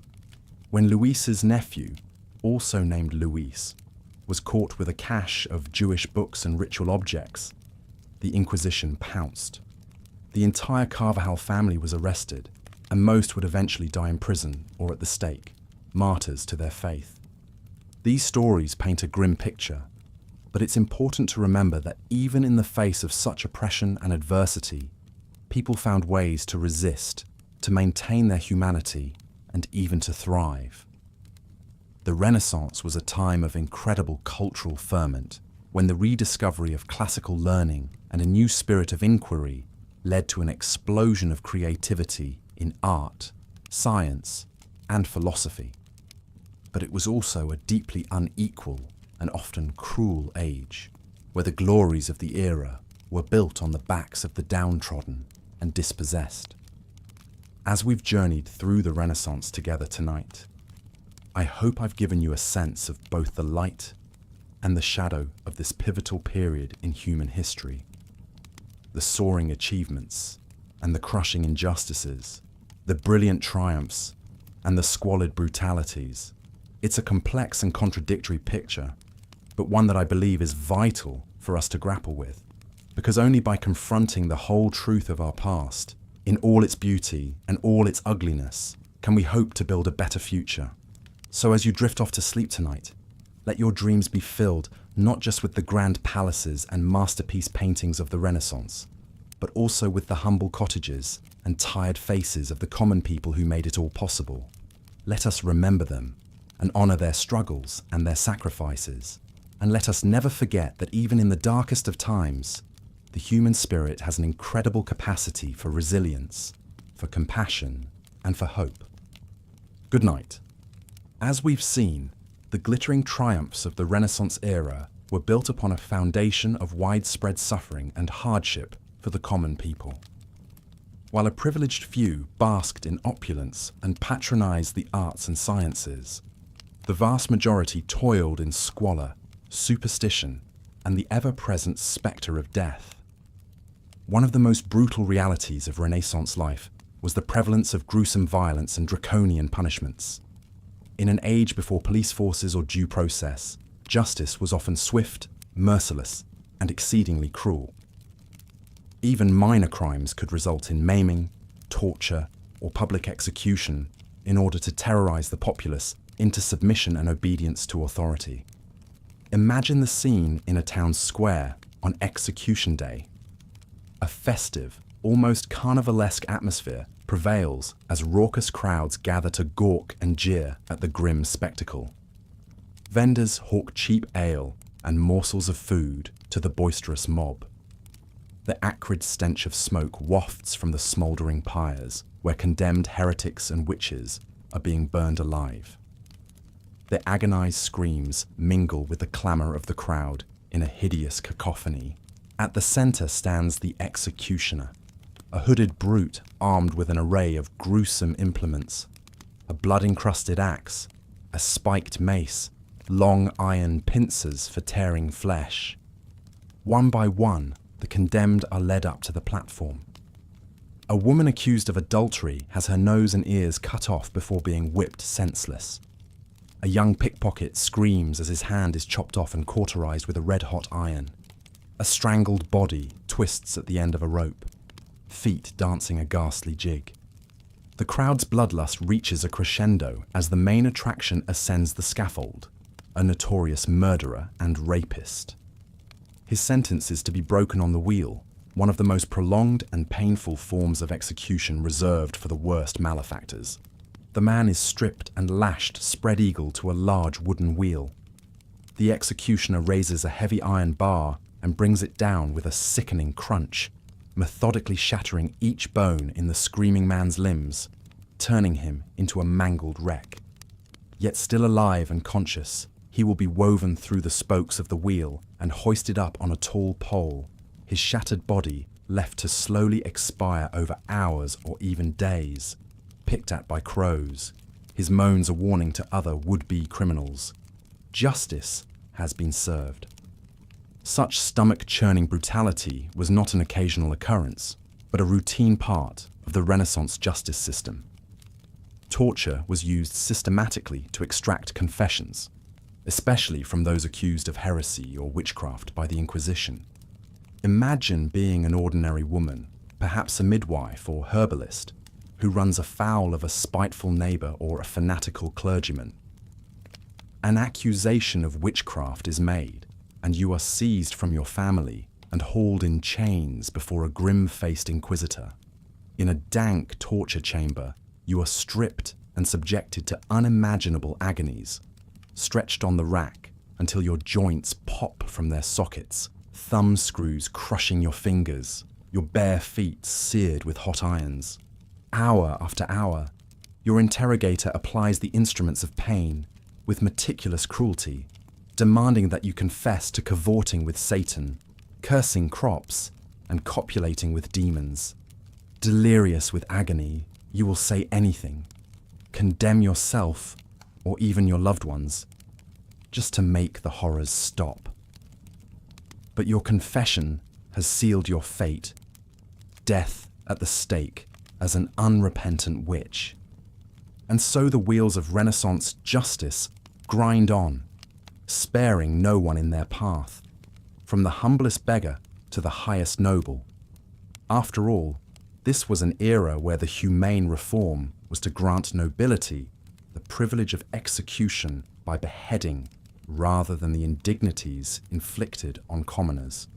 Even for those who escaped the executioner's attentions, violence and brutality were woven into the fabric of daily life during the Renaissance. Rivalries between noble families and city-states, schemes for power and vendettas were often settled at the end of a blade.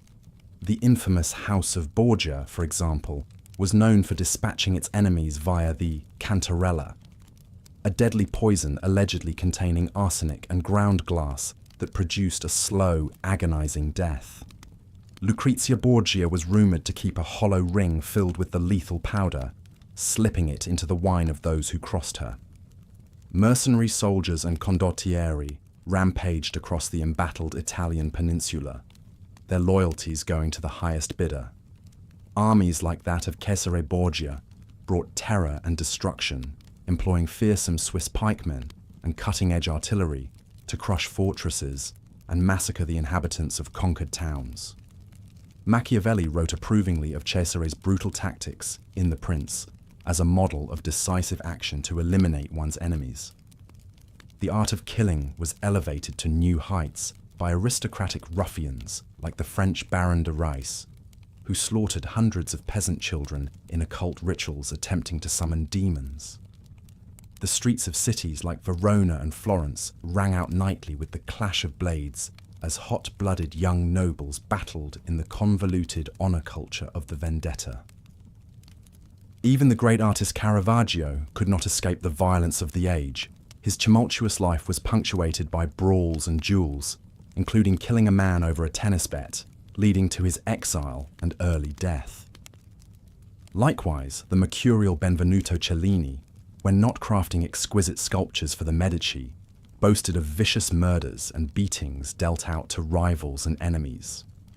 So for all the glories of Renaissance art and invention, violence remained the animating force of the era, as much a part of the fabric of life as Michelangelo's frescoes or Leonardo's flying machines.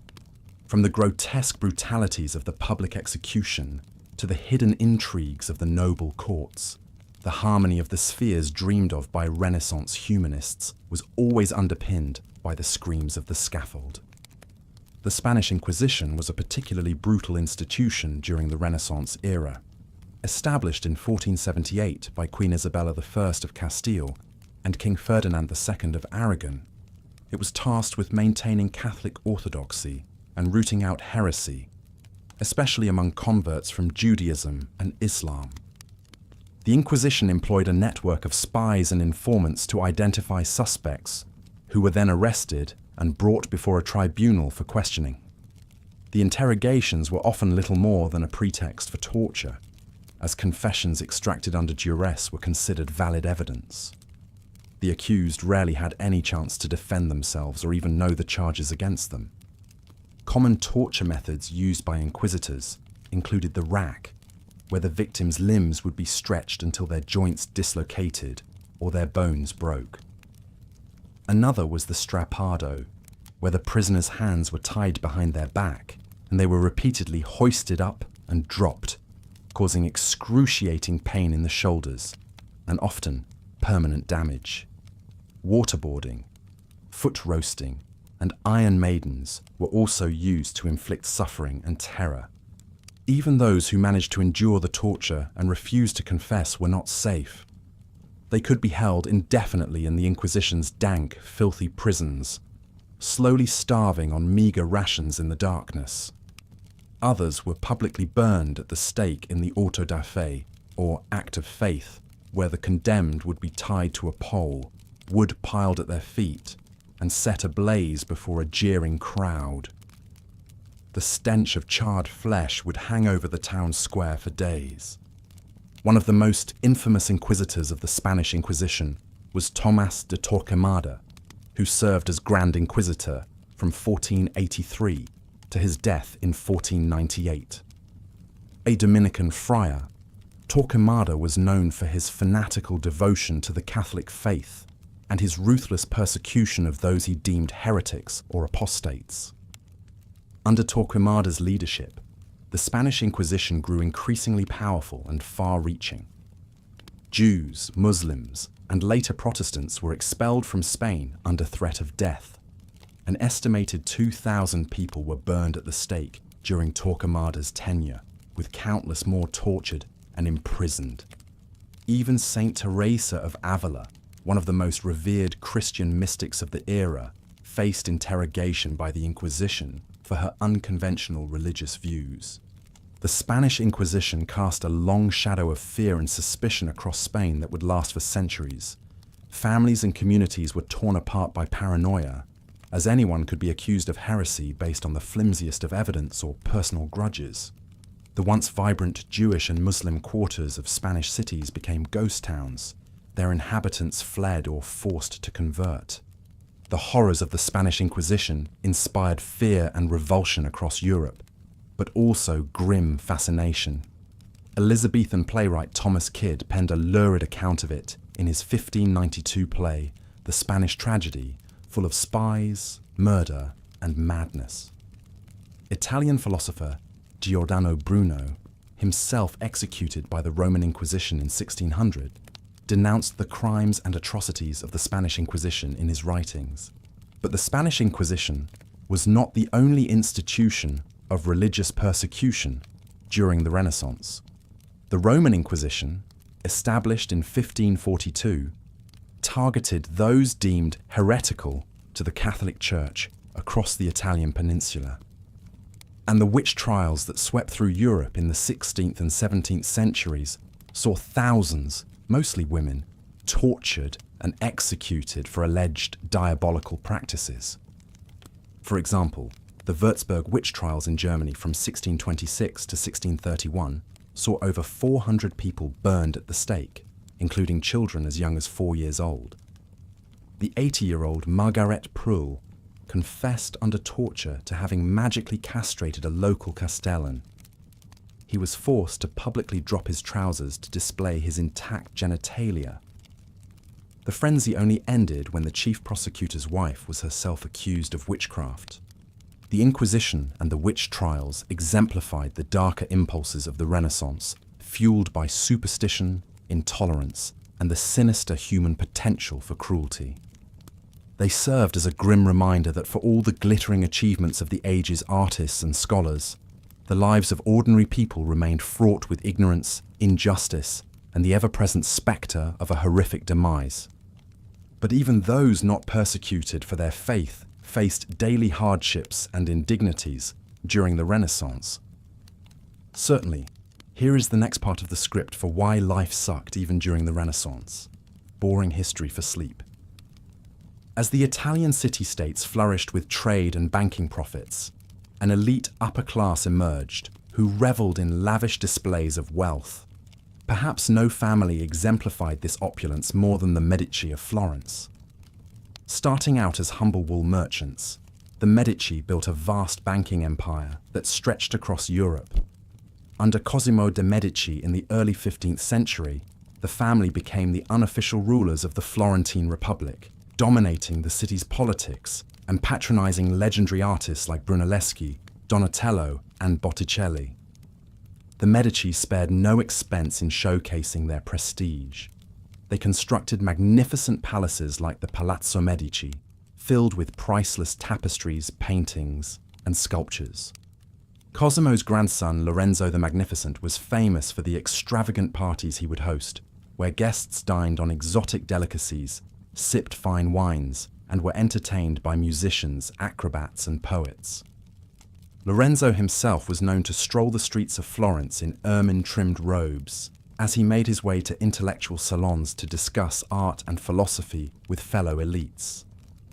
But the glittering lifestyle of the Medici was a far cry from the lot of the average labourer or peasant in Renaissance Italy. While the bankers counted their gold florins, most people toiled away in backbreaking jobs, barely earning enough to get by. Unskilled workers like construction hands, washerwomen or street sweepers might earn a meagre wage of 8 to 10 soldi per day. Skilled craftsmen like stonemasons or carpenters, while better off, still only took home around 18 to 25 soldi daily, a sum quickly consumed by the costs of rent, food, and clothing for a family. The working poor of Florence lived crammed into squalid tenements, in close quarters that lacked proper sanitation or ventilation. Diseases spread rapidly in such conditions, and outbreaks of the plague frequently ravaged the lower classes, while the wealthy had the means to flee to country estates. During economic downturns or famines, destitute workers might be forced to sell off their furniture, tools, or clothes, or to put their young children to work as servants or apprentices. If they defaulted on debts, they could end up in debtor's prison or be pressed into service as an oarsman on a galley ship, an often deadly assignment. This gaping inequality led to frequent unrest among the lower classes of Florence. In 1378, the city was rocked by the Ciompi revolt, where wool carders and other humble labourers rose up to seize the government and demand greater rights. Although the oligarchs soon re-established control, the turmoil demonstrated the simmering tensions between the haves and have-nots. The Medici themselves faced challenges to their rule and were twice driven from power by rival factions and mobs. But each time, the banking dynasty clawed their way back to the top through a mix of deft political alliances, patronage, and shows of force. As the 15th century drew to a close, the Medici tightened their grip on Florence, abandoning all pretense of republican rule. Political liberty, Lorenzo the Magnificent once declared, is nothing but a name and a delusion. Under his son Piero and grandson Lorenzo II, Medici extravagance reached new heights, with Lorenzo II investing vast sums in failed attempts to become the Pope and even a Crusader king. The family fortunes began to teeter under the strain. In 1494, When the French king Charles VIII invaded Italy, the Florentines revolted against Piero the Unfortunate's inept rule and expelled the Medici once again. The fiery preacher Girolamo Savonarola stepped into the void, establishing a theocratic republic and vowing to stamp out vice and excess. Savonarola's followers built the famous bonfire of the vanities, burning cosmetics, artworks and books deemed to be sinful. But the Medici still lurked in the shadows, determined to reclaim what they saw as their birthright. The dizzying rise and fall of the Medici illustrates the precarious nature of wealth and status in Renaissance Italy, where fortunes could be made and lost overnight. Beneath the family's glittering facade lay more than a century of ruthless power struggles, conspiracies and popular unrest. Surrounded by hidden enemies and fair-weather friends, the Medici could trust no one completely. Even at the height of their power and prestige, they lived in constant fear of the social and political forces that might unseat them, as so many leading families before them had been toppled. For the poverty-stricken masses of Florence, however, the schemes and intrigues of the mighty were a distant concern. They remained trapped in a cycle of subsistence labour, forever at the mercy of economic swings, food shortages, and disease. The Medici's splendour was as inaccessible to them as the heavens. In a society so deeply riven by class divisions, most people stood little chance of ever rising above their humble station, no matter how hard they toiled. The poor were viewed as crude, sinful, and hopelessly ignorant, deserving of their lowly lot in life.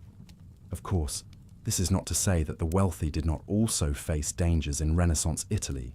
Even the most illustrious bloodlines were not immune to the era's turmoil and instability, as one of the most shocking events of the period would soon demonstrate. In 1476, under the cover of darkness, a band of masked conspirators crept into Florence's cathedral clutching daggers. The Inquisition and religious persecution weighed heavily on the minds of many during the Renaissance. While the Catholic Church experienced a resurgence in influence and power, this often came at the expense of religious minorities and those deemed heretical. Perhaps no institution embodied this oppressive zeal more than the Spanish Inquisition. Established in 1478 by King Ferdinand II of Aragon and Queen Isabella I of Castile, the Inquisition originally targeted forced converts from Judaism and Islam who were suspected of secretly practicing their old faiths. Known as Marranos and Moriscos respectively, these conversos faced constant suspicion and persecution. Thomas de Torquemada, the first Grand Inquisitor of Spain, was ruthless in his mission to root out heresy. A Dominican friar and the Queen's own confessor, Torquemada used torture, coercion, and public executions to strike fear into the hearts of the populace. His network of spies and informants created a culture of paranoia and distrust. One particularly infamous event was the mass expulsion of Jews from Spain in 1492. The same year Columbus sailed for the New World. Known as the Alhambra Decree, it gave Spanish Jews mere months to either convert to Catholicism or leave the country entirely. Many fled to Portugal, North Africa, and the Ottoman Empire. Others converted publicly, but continued to practice Judaism in secret, always afraid of being discovered by the Inquisition. Imagine the fear of the Medina family, forced to leave their home in Toledo and journey to an uncertain future. They pack their meager belongings onto a cart, the children crying as they bid farewell to the only home they've ever known. Joseph, the father, fingers the silver menorah hidden beneath his cloak, an heirloom passed down for generations. He prays their flight to Portugal will not be in vain. The tentacles of the Inquisition soon spread beyond the Iberian Peninsula. With the advent of the Protestant Reformation, the Church was on high alert for any whiff of dissent. Inquisitions were established in Italy, Portugal, and even the New World colonies to stamp out heresies like Lutheranism and Calvinism. But the Spanish Inquisition was always the most notorious, a dark spectre that cast a long shadow over the Renaissance. Its cruel methods and relentless efficiency became a byword for intolerance. As late as 1826, a Protestant heretic was still being burned at the stake in Valencia. The last official execution of the Inquisition was in 1834, a somber reminder that even in a time of progress and enlightenment, religious persecution remained a grim reality for far too many. Meanwhile, the Renaissance also saw a surge in witch trials and executions across Europe. While belief in witchcraft had existed for centuries, the 1400s to 1600s saw an intense explosion of witch hunts. Historians estimate that around 80,000 suspected witches were tried, and up to 60,000 executed during this period. The accused were often poor, marginal women, the elderly, widows, herbalists, and midwives. They made a convenient scapegoat for any kind of misfortune, from failed crops to sickness. The notorious Malleus Maleficarum, written by German Inquisitor Heinrich Kramer in 1487, helped fuel the hysteria. A literal hammer of witches, it was a lurid manual for identifying, interrogating, and convicting suspected witches. Trial records paint a chilling picture of the injustices these women faced. In the German city of Trier in 1581, an elderly beggar named Eva Teschen was accused of witchcraft. She protested her innocence, but was still subjected to brutal torture and inhuman conditions in prison. Weighted with heavy chains, she languished for months in a dark dungeon cell, given only stale bread and dirty water to subsist on.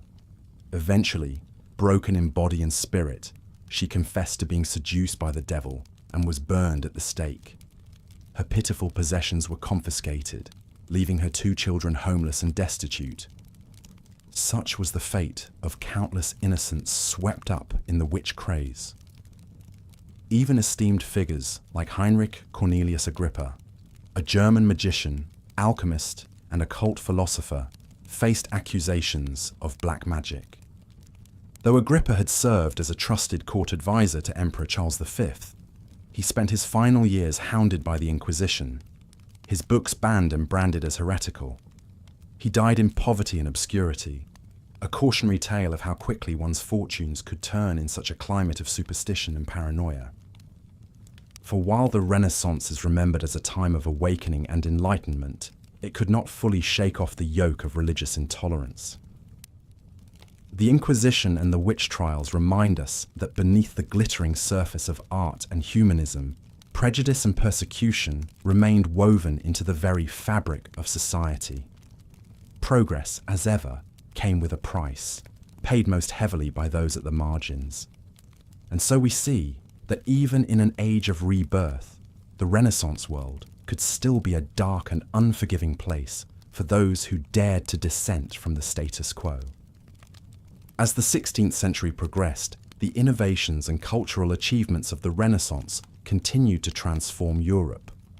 But for the vast majority of people, these developments remained tantalizingly out of reach. While a select few artists and scholars enjoyed the patronage of wealthy nobles, the lives of the working class remained a daily struggle for survival. Take the case of Bartolomeo, a stonemason's apprentice in Florence.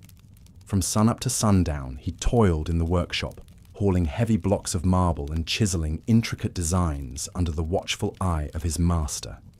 His hands were calloused, and his back ached from the constant labor. But he considered himself lucky to have steady work, meager as the wages were. Many of his friends scraped by on odd jobs or turned to petty crime out of desperation. Bartolomeo's greatest dream was to someday see his own designs adorning the grand palazzos and churches of the city. He spent his precious few moments of free time sketching ideas for sculptures and architectural features. But he knew the odds of rising to the level of a respected artist were slim. Without the right connections or a wealthy patron, his talents would likely go unnoticed and unappreciated. He thought of the great Michelangelo, whose larger-than-life sculptures and frescoes were the talk of Italy. What must it be like, he wondered, to have the freedom to devote oneself fully to the arts? To have your genius recognized and celebrated far and wide? For a humble apprentice like Bartolomeo, such a life seemed as distant and unattainable as the stars. Even the scientific revolution, which was beginning to challenge long-held beliefs and transform people's understanding of the world, seemed to have little impact on the day-to-day realities of the working class. While intellectuals like Galileo Galilei and Francis Bacon were making groundbreaking discoveries, the average person remained steeped in superstition and beholden to the whims of nature. In the countryside, farmers continued to pray for good harvests and fear the wrath of an angry god. They had little understanding of the underlying causes of droughts, floods, and other natural disasters that could wipe out a year's worth of hard work in an instant. Even the educated elite subscribed to astrological beliefs, consulting the stars for guidance on everything from political decisions to medical treatments. Perhaps no one embodied the contradictions of the age better than the controversial French astrologer and physician Nostradamus. Born in 1503 to a wealthy family, Nostradamus initially pursued a conventional path as a doctor, but after losing his wife and children to the plague, he turned to the occult arts for answers. Nostradamus claimed to have the power to predict the future through a combination of astrological calculations and divinely inspired visions. His cryptic, open-ended prophecies, published in a series of almanacs and a massive 942-quatrain work called Les Prophéties, would go on to be interpreted and reinterpreted for centuries. Many dismissed Nostradamus as a charlatan, but he had some powerful admirers, including Catherine de' Medici, the Queen Mother of France. Nostradamus served as her personal physician and advisor, lending a veneer of respectability to his unconventional beliefs. His enduring fame is a testament to the Renaissance fascination with the occult and the enduring human desire to find meaning and order in an uncertain world. For all the intellectual ferment of the age, the vast majority remained focused on the more immediate concerns of earning a living and holding their families together. Even a relatively prosperous craftsman like Bartolomeo knew that his fortunes could change in an instant. All it would take was an injury, an outbreak of disease, or a downturn in the volatile Florentine economy. This precariousness was even more pronounced for Renaissance women, who enjoyed few legal rights and were utterly dependent on the men in their lives. While a handful of exceptional women, like the poet Vittoria Colonna or the artist Sofonisba Anguissola, managed to make names for themselves, they were the rare exceptions. For most women, the only path to security was through marriage, and even that was no guarantee of stability or happiness. Arranged marriages were the norm among the upper classes, with girls as young as 14 or 15 handed over to husbands they barely knew. Domestic abuse was rampant and tacitly condoned by a patriarchal society that viewed women as little more than property. Lower-class women had even fewer options, with most working alongside their husbands in the fields or in workshops. They also bore the brunt of the era's high rates of maternal and infant mortality. Childbirth was a perilous undertaking in an age before modern obstetrics, and many women died in labour or from postpartum infections. Perhaps it's no surprise, then, that one of the most enduringly popular female figures of the Renaissance was not a queen or a noblewoman, but a humble peasant girl turned soldier and martyr. Born to a poor family in the French countryside, Joan of Arc began having visions of saints and angels as a teenager, exhorting her to help the French defeat the English in the 100 Years' War. Against all odds, Joan convinced the hesitant French king to give her an army, which she led to a series of improbable victories against the English. She quickly became a heroine to the common people, who saw in her a champion of the downtrodden and a symbol of French nationalism. But Joan's meteoric rise was short-lived. Captured by the enemy Burgundians and handed over to the English, she was put on trial for heresy and witchcraft by by a hostile ecclesiastical court. Despite her steadfast defense of her actions and her faith, Joan was convicted and sentenced to death. On May 30th, 1431, the 19-year-old was burned at the stake in the marketplace of Rouen, her ashes scattered in the Seine River. Joan's story captured the popular imagination like few others in the Renaissance era. In an age of stark inequality and entrenched social hierarchies, here was a lowly peasant girl who had risen to the heights of power and influence only to be brought low by the very authorities who should have protected her. For the poor and the powerless, Joan was a symbol of defiance and hope in the face of overwhelming odds. But her legacy also speaks to the limits of what even the most exceptional individuals could achieve in the face of systemic injustice and oppression. For all her bravery and conviction, Joan could not ultimately overcome the deeply entrenched power structures of her time.